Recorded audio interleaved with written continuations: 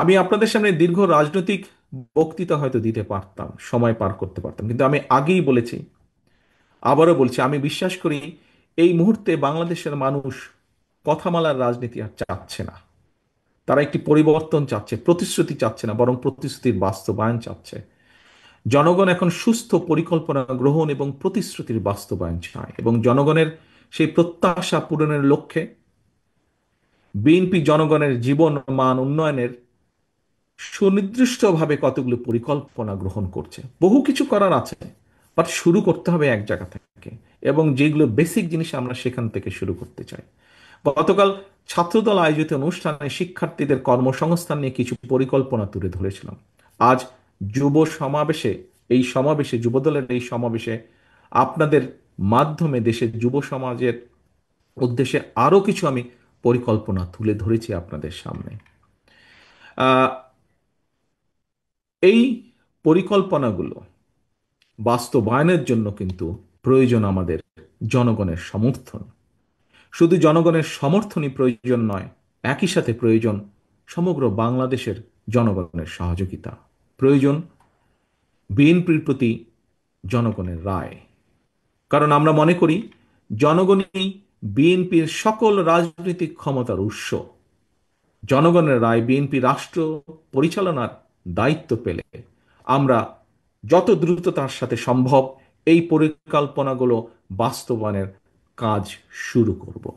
তবে সারা দেশে জনগণের কাছে বিএনপির এই যেই পরিকল্পনাগুলো গতকাল, আজ আপনাদের সামনে যে তুলে ধরেছি আমি, এইগুলোকে জনগণের কাছে নিয়ে যাওয়ার দায়িত্ব আপনাদের। গতকালকের দায়িত্বগুলো যেমন ছাত্রদলকে দেওয়া হয়েছে, আজকের দায়িত্বগুলো আপনাদের যুবদলের নেতাকর্মী, সমগ্র দেশে ছড়িয়ে ছড়িয়ে ছিটিয়ে থাকা যুবদলের নেতাকর্মীদেরকে দেওয়া হয়েছে। এবং ভাগ না, যেহেতু আমাদের এই কর্মসূচিগুলি প্রত্যেকটি, যে কথা বলেছি আমি, সাধারণ মানুষের জন্য, দেশের মানুষের জন্য। আপনি যুবদল হন, আপনি স্বেচ্ছাসেবক হন, আপনি ছাত্রদল হন, আপনি বিএনপি হন, আপনি মূল দল হন, আপনি মহিলা দলের কর্মী হন, আপনি আইনজীবী ফোরামের সদস্য হন, যেই হন না কেন, অর্থাৎ আপনি যে শহীদ জিয়ার আদর্শে বিশ্বাস করেন, দেশনেত্রী খালেদা জিয়াকে যে নেত্রী হিসেবে মেনে নিয়েছেন, আপনাদের সকলের দায়িত্ব আমাদের এই পরিকল্পনাগুলো জনগণের সামনে তুলে ধরা, জনগণের কাছে নিয়ে যাবার। কারণ জনগণের রায় আমাদের প্রয়োজন, জনগণের সমর্থন আমাদের প্রয়োজন, জনগণের সহযোগিতা আমাদের প্রয়োজন মানুষের জন্য নেওয়া এই কর্মসূচিগুলো বাস্তবায়নের জন্য। এবার আমি সারা দেশে যুবদলের নেতাকর্মীদের উদ্দেশ্যে কয়েকটি কথা বলতে চাই। বিগত দেড় দশকের ফ্যাসিবাদী বিরোধী আন্দোলনে যুবদলের নেতাকর্মীরা নির্যাতন, নিপীড়ন উপেক্ষা করেও রাজপথে আন্দোলনে সক্রিয় ছিলেন। আন্দোলন করতে গিয়ে ফ্যাসিবাদী সরকারের পতিত পলাতক ফ্যাসিবাদী সরকারের শত নির্যাতনে ও নিপীড়নেও যুবদল পিছিয়ে যায়নি, রাজপথ ছেড়ে যায়নি তারা। শুধুমাত্র জুলাই আগস্টের গণ অভ্যুত্থানে যুবদলের ৭৮ জন নেতাকর্মী শহীদ হয়েছেন। জনগণ আপনাদের সঙ্গে ছিল, আপনাদের প্রতি জনগণের বিশ্বাস ছিল। এই কারণেই আপনারা সাহসের সঙ্গে প্রতিবাদ, প্রতিরোধ গড়ে তুলতে পেরেছেন। সুতরাং আপনাদের প্রতি জনগণের সেই আস্থা ও বিশ্বাস ধরে রাখুন। মনে রাখবেন, জনগণের আস্থা অর্জন করতে পারলে আপনি নেতা, জনগণ প্রত্যাখ্যান করলে আপনি নেতা নন। প্রিয় সহকর্মীবৃন্দ, আমি আবারও বলছি, জনগণের আস্থা অর্জন করতে পারলে আপনি নেতা, জনগণ প্রত্যাখ্যান করলে আপনি নেতা নন। একজন রাজনৈতিক কর্মী হিসাবে, আমার কয়েক দশকের রাজনৈতিক অভিজ্ঞতার আলোকে একটি বিষয় আপনাদের মনোযোগ আকর্ষণ করতে চাই। কি সেটি?